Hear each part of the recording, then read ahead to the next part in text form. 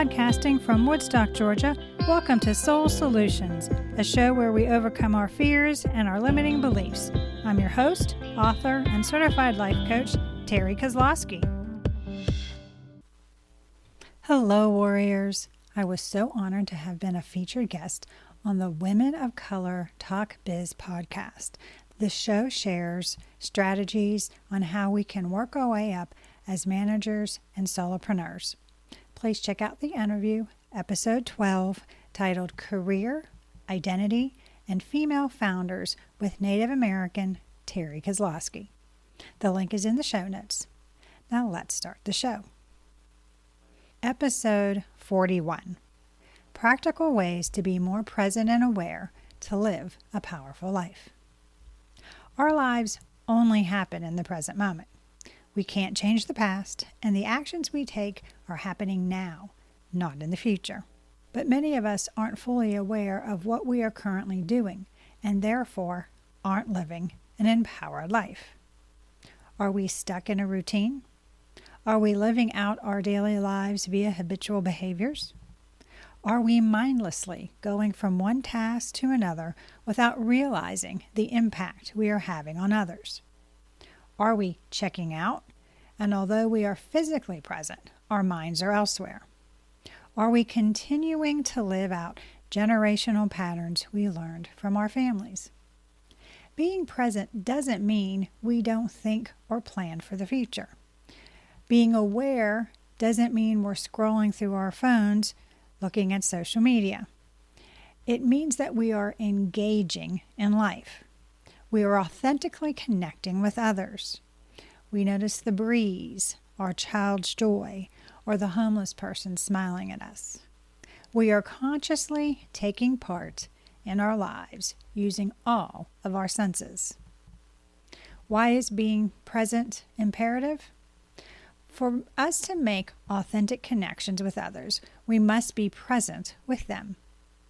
We're consciously engaging in the conversation, interacting with them, soaking in their divine presence. We appreciate they took the time to spend it with us. Through this intentional involvement with another, we're paying attention to the details, the words they choose, their facial expressions, and the tone of voice. We're listening to hear what the other is saying and with the desire to understand. We aren't concerned about making the visit perfect. We're stress-free and relishing the experience and all it contains. When we are fully present, we can't be depressed about the past or anxious about the future because our thoughts are occupied by the current moment. Our cares don't disappear, but they're no longer inhabiting the present and stealing our joy or peace. As we're aware of this moment, we think about how our words or actions will create consequences. This mindfulness allows us to make more informed and conscious decisions with better outcomes because we have clarity and focus.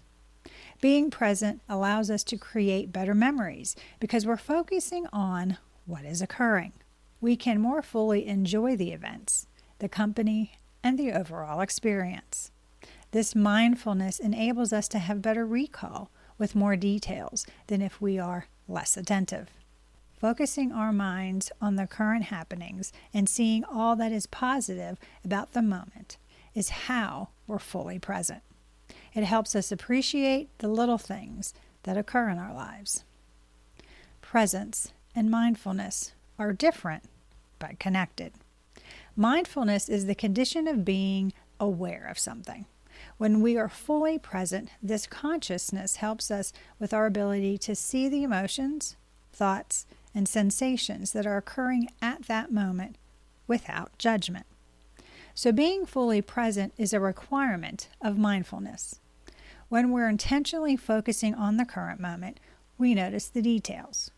We feel like we are experiencing more. There's an empowerment that comes when we fully engage with the activities of our lives.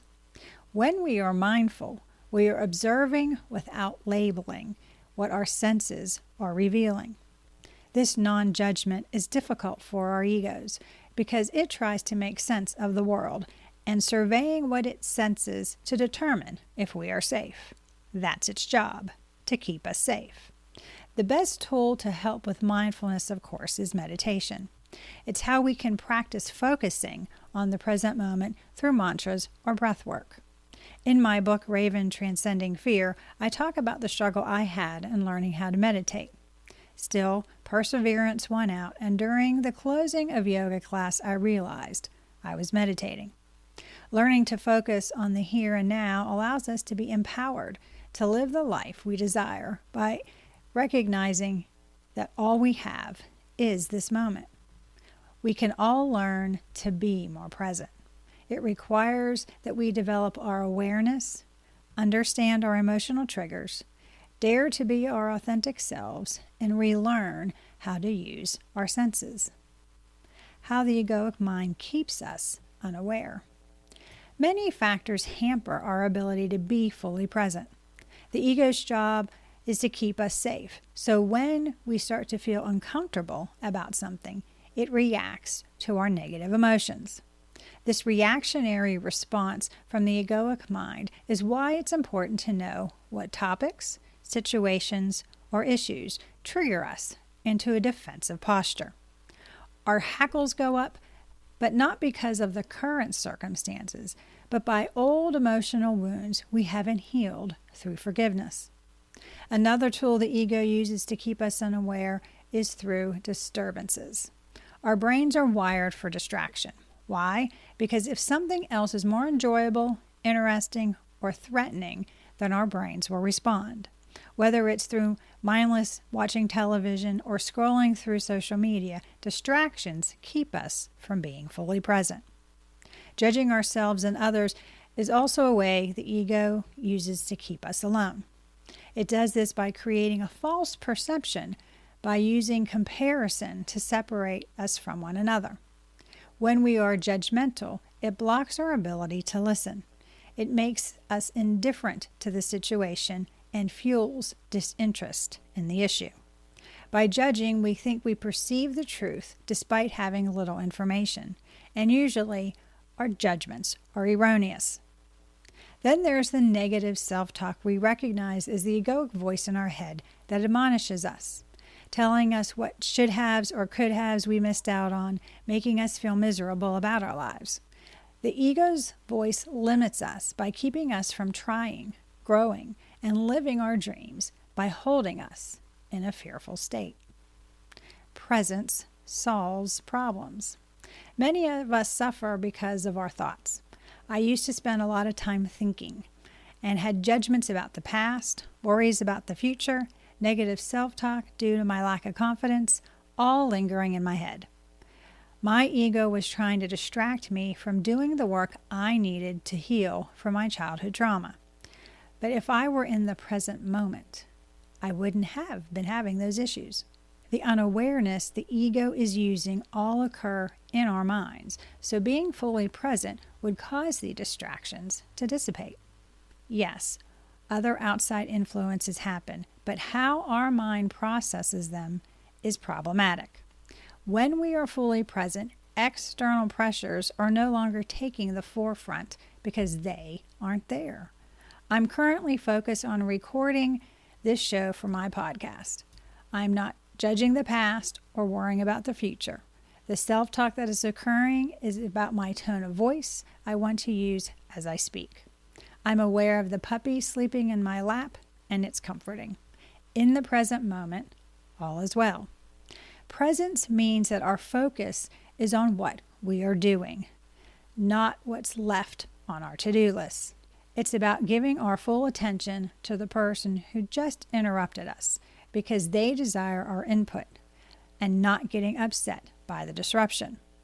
Becoming fully present is an empowered way to overcome difficulties and pressure because they fade away when our presence is complete.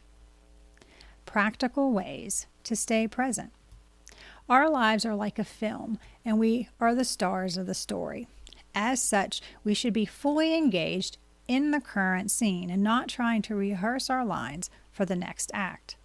And when we are in the theater, we aren't checking our phones or trying to do something else because we focus on the movie. So let's look at 8 ways to empower ourselves to watch our lives with full participation and awareness. Number 1, do only one thing at a time. Multitasking is a myth because our minds can't focus on more than one thing and do it well. Be aware of the thoughts, senses, and emotions. When we pay attention to only one thing, we accomplish more and we do better work. Number 2, have authentic communication. To effectively communicate with another by making a connection, we have to look them in the eye. This way, we tell our egoic minds we want to hear what is being said to us, and we let the other person know we are genuinely interested in what they have to tell us. Then engage with them by sharing in return. Number 3, employ all the senses. When we use more than one of our senses during an experience, we immerse ourselves in the activity and enjoy it more. Smell the coffee before we taste its full-bodied flavors. Feel the cool breeze on our face as we listen to the songs of the morning birds. When we use our senses, it forces us to slow down, to smell the roses as we look at their stunning beauty. Number 4, be spontaneous. As human beings, we like routines, but it's more challenging to be fully present when we are on autopilot. Allow ourselves to engage in the impromptu occasions that occur. Something as simple as takeout for dinner or picking up a simple dessert as a treat. Adding a bit of fun and laughter to our lives means that we stepped out of the ordinary routine and we're in the present moment. Number 5, take breaks. When we are focused on a task, our minds will need to rest about every 50 minutes. Allow the mind to wander a bit or do a self-check and see how we are feeling. This time can be used to take a step back to see the bigger perspective and be thankful for all we have in our lives. Refuel with a healthy snack or get a refreshing drink of water. Or pause and take 3 deep breaths to engage our autonomic nervous systems to help us relax. These breaks allow us to refocus our attention on the present moment. Number 6, celebrate the joy in our lives. Look for the little things that make us smile. The puppy sleeping in our lap, the flowering vine we see through our window, or running into a friend while doing errands. As we acknowledge these small joys, we allow gratitude to rise from within us. We end up noticing more and more synchronicities in our daily lives. Number 7, heed our bodies. The innate wisdom our bodies have is miraculous. It speaks to us consistently. If we will only listen to it, our bodies tell us what it needs, and we should listen to it. Through our bodies, we feel the emotions. Or do we stuff them? Even if we hide our emotional state, our bodies will release them if we are unwilling, allowing ourselves to sense our feelings and then let them go. We enable our minds to no longer dwell on the emotions and can move forward. Number 8, cherish our daily rituals. Every morning, the first hour is my time. I meditate, say affirmations, and journal 3 pages without fail. It's how I choose to start the day from a place of consciousness. Whatever rites we have, afternoon tea or a leisurely walk after dinner, do it slowly and savor the time and the peace that enters. Moving forward by being fully present. Being fully present takes conscious practice and effort, especially when we are starting, but over time it becomes natural. When we are fully present, we alter our experience as well as those we come in contact with. Through our shared encounter, we enhance the joy felt and engage in a memorable way. There is substance in our communication, and we feel connected to the other. Our experiences feel like they are spontaneously flowing together. the awareness we have concerning our thoughts, emotions, and senses are enhanced. They are less reactionary because we feel at peace. And there is an internal knowing that we are being our authentic selves when we're fully present. As we become more conscious of our awareness, we can learn to become fully present and empower ourselves to live the life of our dreams. Do you need support to help you be more fully present? Do you want a strategy to help you overcome the ego's limiting beliefs and live a successful life? If so, please reach out to me at terrykozlowski.com and we can put together an action plan for you to create the life you desire. Please check out my book, Raven Transcending Fear, now available on Amazon. The link is in the show notes, or you could go to raventranscendingfear.com.